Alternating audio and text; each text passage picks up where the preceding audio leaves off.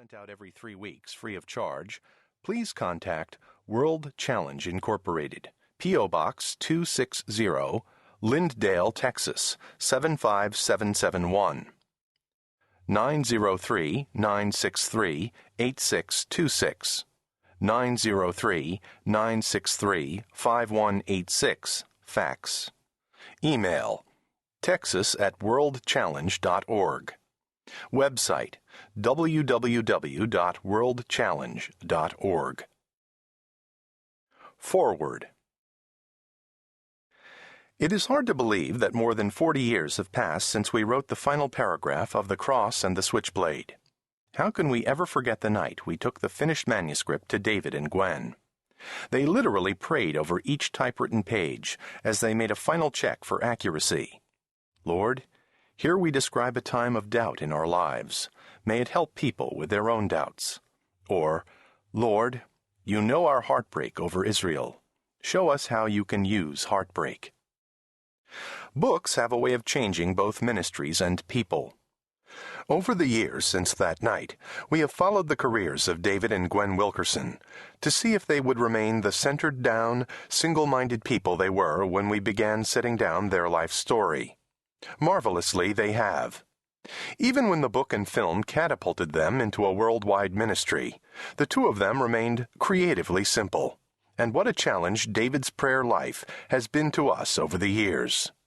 A revealing story emerged in the early publication history of The Cross and the Switchblade. As this book began its phenomenal multi-million-seller career, one particular edition never got off the ground.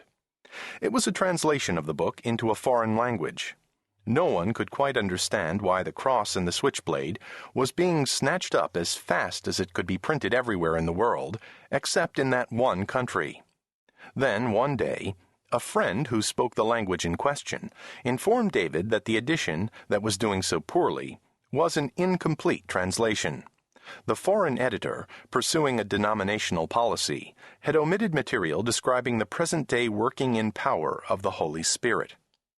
That very day, David wrote the overseas publisher, insisting that his book be translated as it was written, including the accounts of the miracles God was performing today. From the day the now complete translation appeared in the bookstores of that nation, it took its place as a bestseller. Why is The Cross and the Switchblade a classic? Not just because it has sold 15 million copies, not just because it was made into a popular motion picture, but because it shows in the life of one ordinary man the extraordinary power of the Spirit, who is the same yesterday, today, and tomorrow. Readers of the book repeatedly ask 3 questions. What kind of work is David doing now? What happened to the characters in the story? What happened to the Wilkerson family? At the end of the book, David Wilkerson's answers are included in a special epilogue. But first, the story itself. John and Elizabeth Sherrill. Chapter 1. This whole strange adventure got its start late one night when I was sitting in my study reading Life magazine, and turned a page. At first glance, it seemed that there was nothing on the page to interest me. It carried a pen drawing of a trial taking place in New York City, 350 miles away. I'd never been to New York, and I never wanted to go, except perhaps to see the Statue of Liberty. I started to flip the page over, but as I did, my attention was caught by the eyes of one of the figures in the drawing. A boy. One of 7 boys on trial for murder.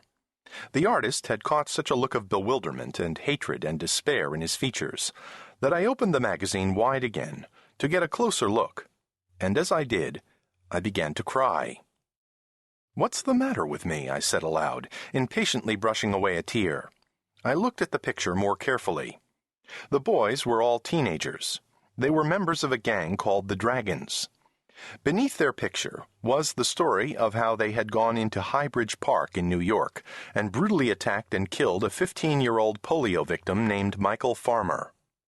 The 7 boys stabbed Michael in the back 7 times with their knives, then beat him over the head with garrison belts. They went away wiping blood through their hair, saying, "We messed him good." The story revolted me. It turned my stomach. In our little mountain town, such things